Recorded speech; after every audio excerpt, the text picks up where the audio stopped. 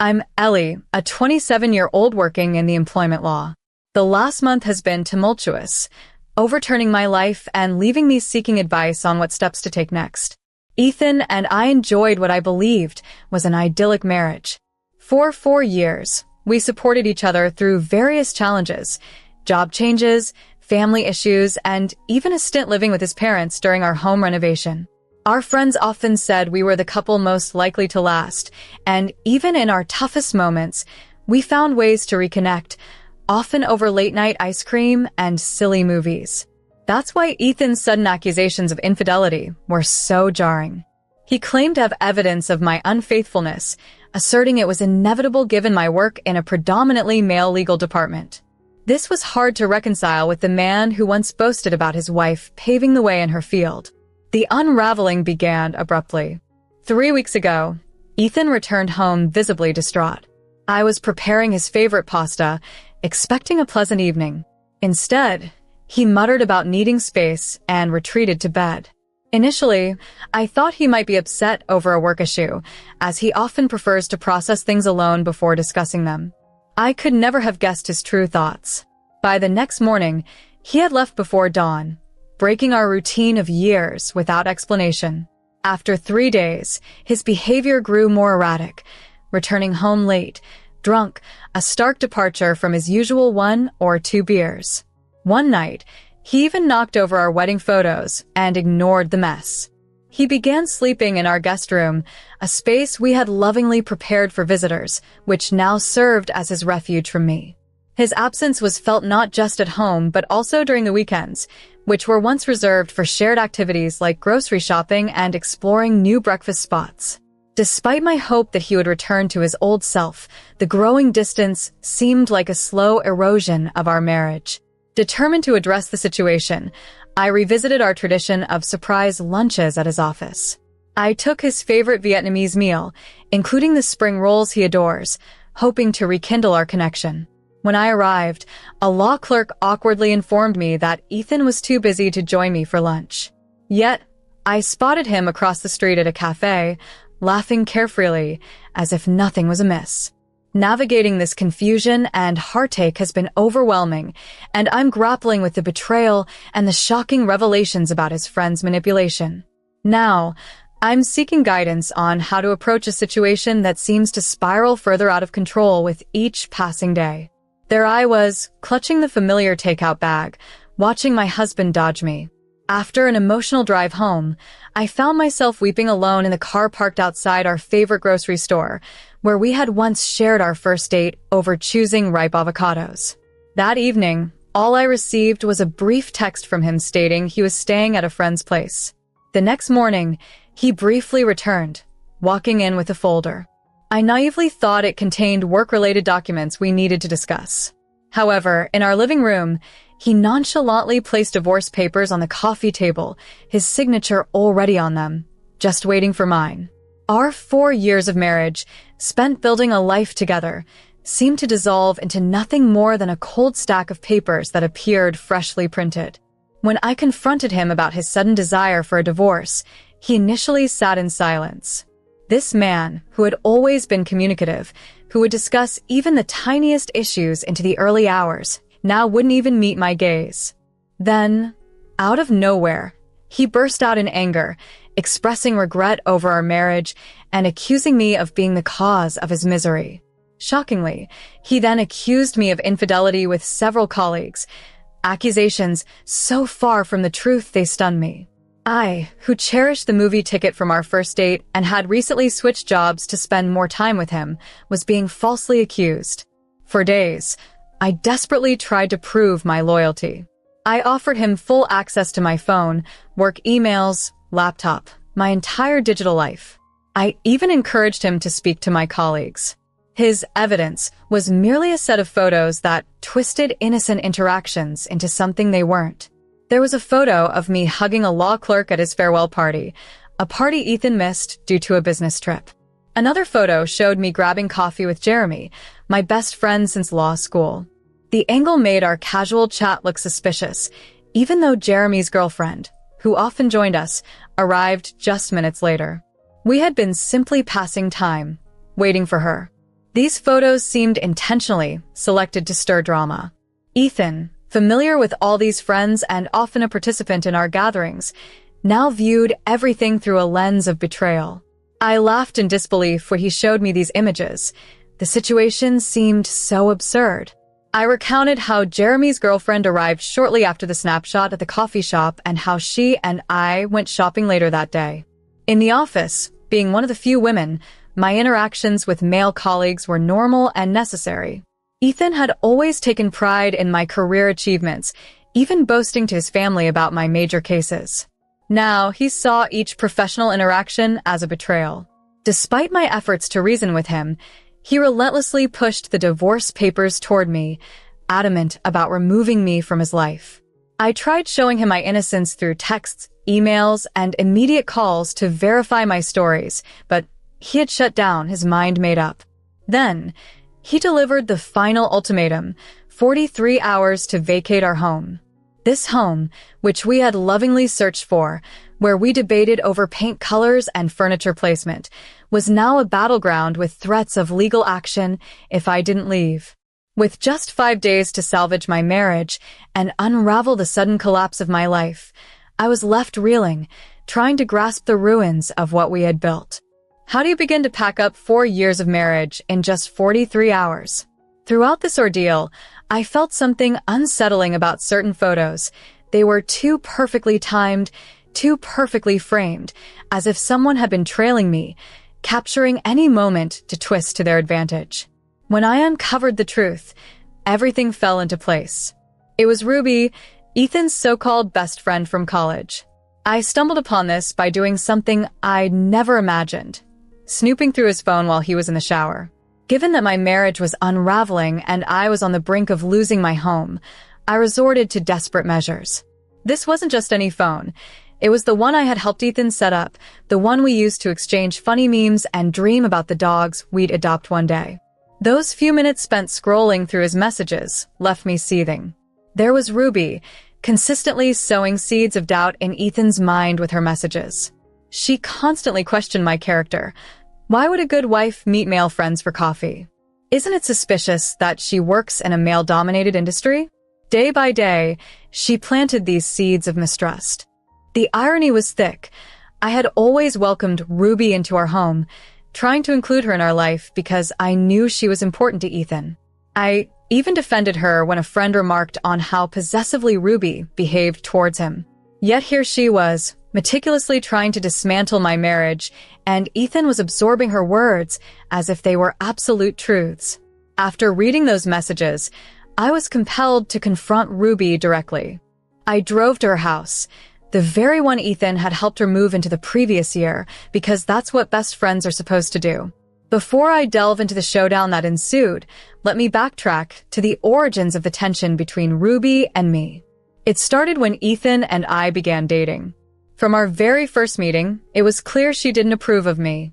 At a cafe, I reached out to shake her hand, and she looked at me as if I were an annoyance clinging to her shoe. She even questioned Ethan in my presence, doubting his choice to date me. Throughout our engagement, and even at our wedding, Ruby's disdain was palpable. She made snide remarks at our engagement party and delivered a strange, ambivalent speech at our wedding, questioning Ethan's decision in front of everyone, yet he always dismissed it as Ruby just being protective. They had grown up together, shared countless experiences, and he considered her protectiveness a sign of their close bond. Little did I know, her protective nature was actually a facade for her deeper, unspoken feelings towards him. The night before our wedding, she cornered Ethan and ominously warned him he'd regret marrying me. Ethan mentioned this offhandedly the next morning, dismissing it as just another example of Ruby being overly protective. I remember brushing off an uneasy feeling because, after all, it was the happiest day of my life. For years later, her dark prophecy was unraveling before my eyes, not because of any fault of mine, but because she had been playing a calculated, long game, waiting for the perfect moment to step in and claim Ethan for herself. All those unexpected visits, claiming she was just passing by, suddenly made sense.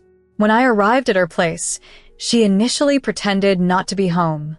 But as soon as I mentioned Ethan's decision to divorce me, the door swung open. The smug expression on her face as I stood in her doorway, flanked by pictures of her and Ethan from their college days, was unbearable. Why would someone keep so many photos of their friend? I confronted her directly, questioning why she lied about me cheating. Her explanation? She was trying to save my best friend from what she called a toxic relationship. What was she saving him from? Our cozy game nights? Our dreams of starting a family? There she stood, claiming righteousness, as if she was doing us a favor by unraveling our marriage. I tried explaining to Ruby that her so-called proof was just everyday moments twisted to appear suspicious. She wouldn't hear it.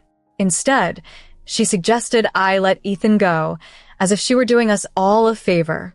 It was strange how she spoke of their future together, not just his. When I pressed her about her feelings for my husband, she defensively claimed he was like a brother to her. Yet her actions slamming the door in my face told a different story. This was the same woman who wept at our wedding, and not out of joy. Back home, I made one more attempt with Ethan. The conversation haunts me. I asked him why he never confronted me with his doubts, why he accepted Ruby's stories without question. His reply was a punch to the gut. He trusted Ruby more than me.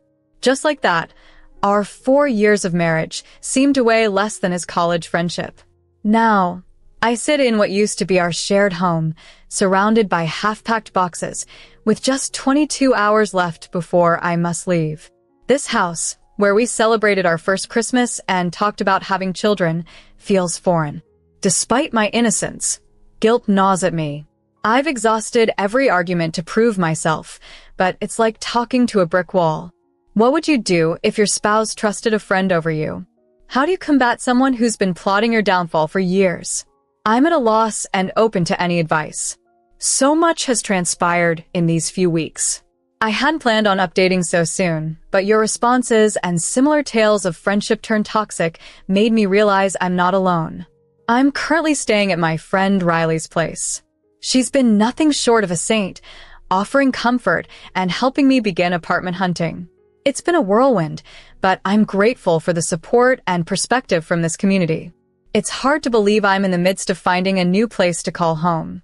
It seems like just yesterday Ethan and I were debating the color for our bedroom walls.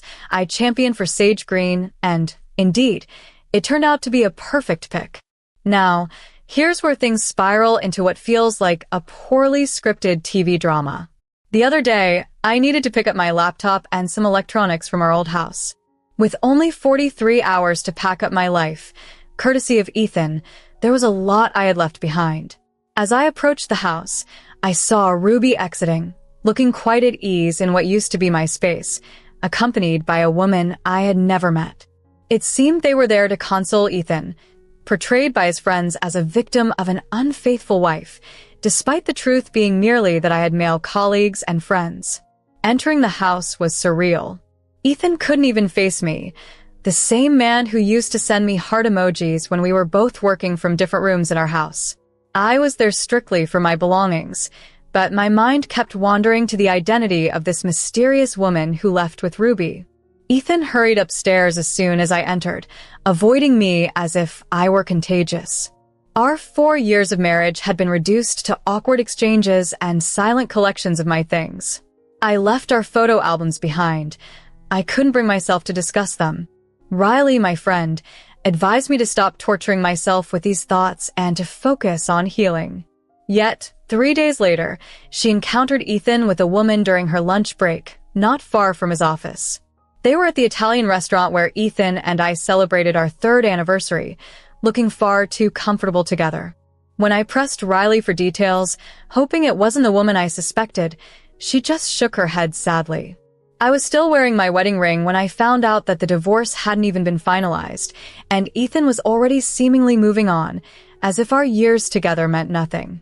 One evening, overwhelmed, I went out to buy ice cream as a distraction, only to run into Ethan and the same woman from our house. I ended up following them, a decision I'm not proud of, to Memorial Park. That's where Ethan had proposed, and there they were, kissing on the very bench where we used to eat lunch together. I don't remember how I got back to my car, I just recall hyperventilating in shock. I couldn't let it go. I borrowed Riley's phone to confront Ethan since he had blocked mine. His proud admission that he was dating this woman, claiming she was helping him heal from his trauma, felt like a slap. It turns out she was Ruby's cousin. While I was wrongly accused of infidelity, Ruby had been setting her cousin up with Ethan. He even called it karma, justifying his quick move into a new relationship while our divorce was still pending, all because of misconstrued interactions that never amounted to infidelity on my part. The irony was too much, especially considering that Ethan had always been uncomfortable with me merely grabbing coffee with a male friend, yet here he was, openly dating his best friend's cousin who appeared right as our marriage began to unravel. That phone call only added salt to the wound. I thought I had closed the chapter on Ethan and his endless drama, deleting his number and removing his family from my social media, my own post-breakup protocol.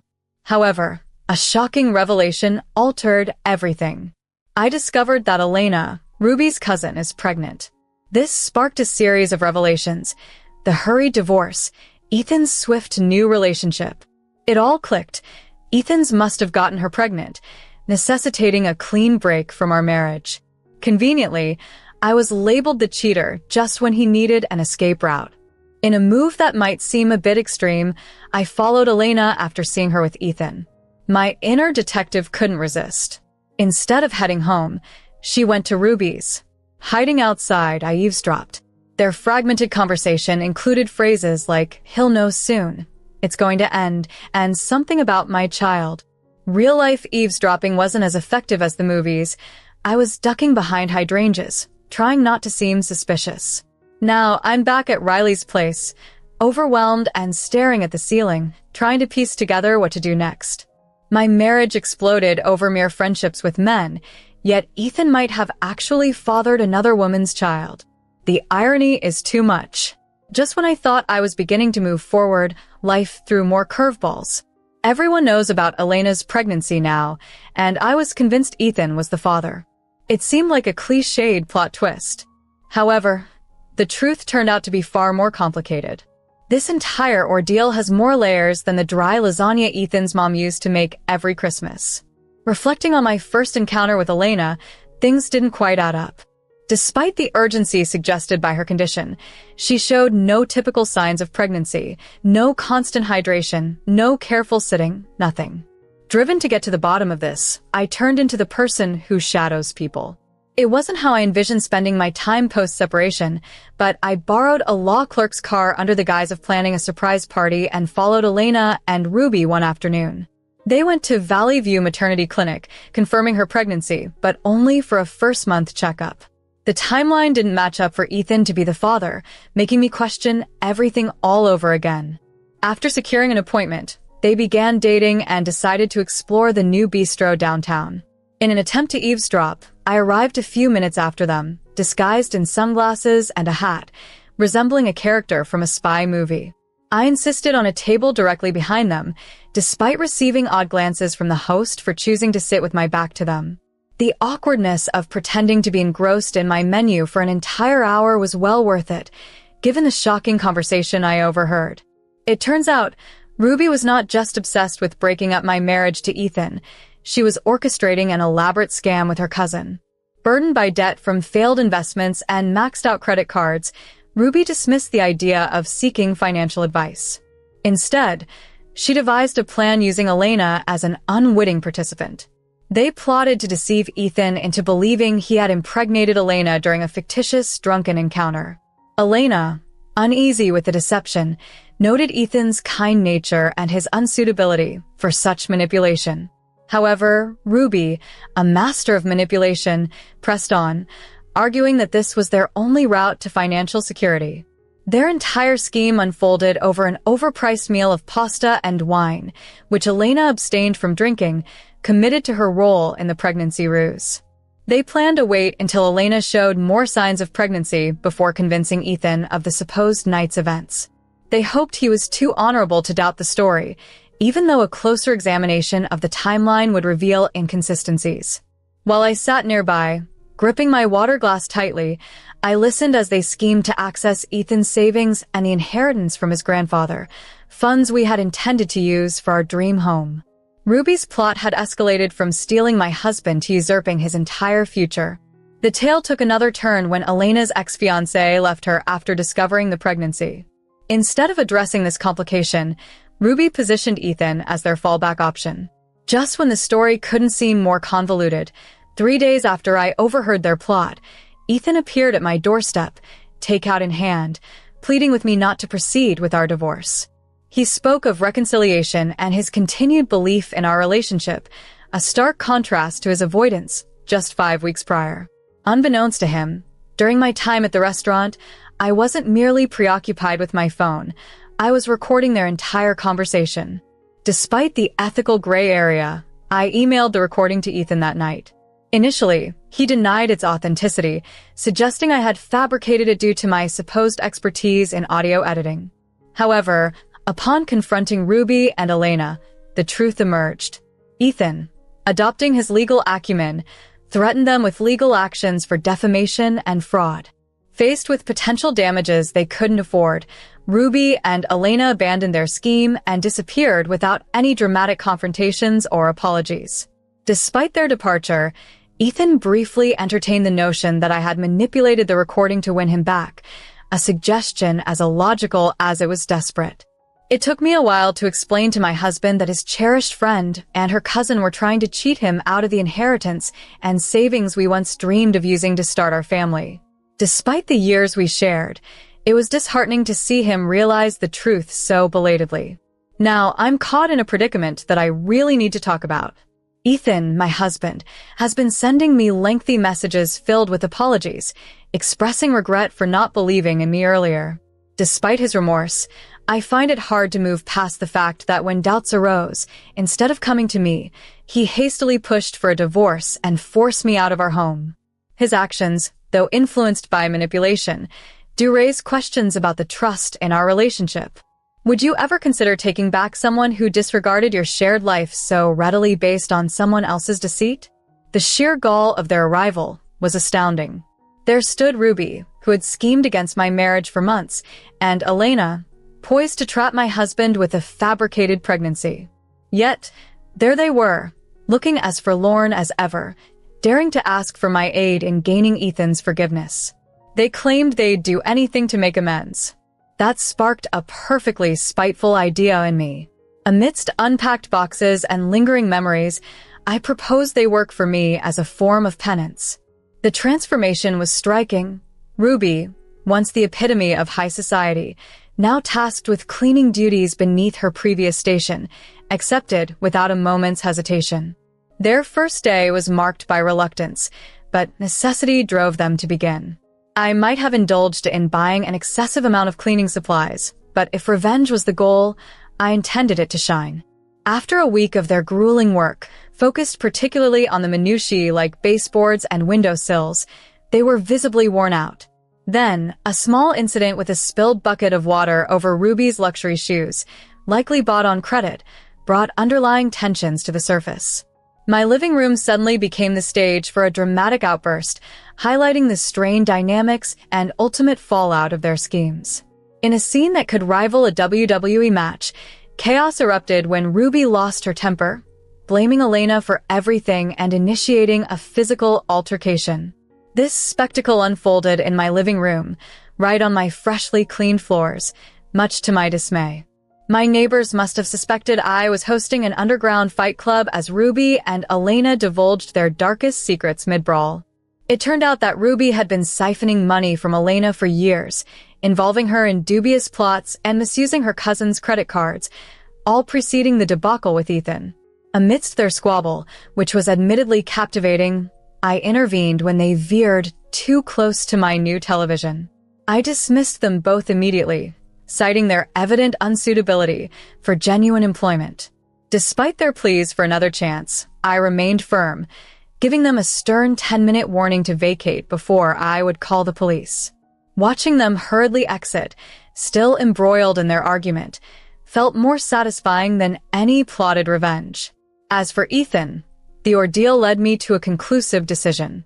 Despite numerous apologies and desperate messages that flooded my phone, I opted not to reconcile. Ethan had impulsively decided to end our 4-year marriage based merely on some misleading photos shown by a friend, without even discussing it with me.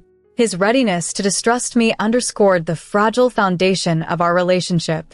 So, I signed the divorce papers, the very ones he had once shoved at me in accusation.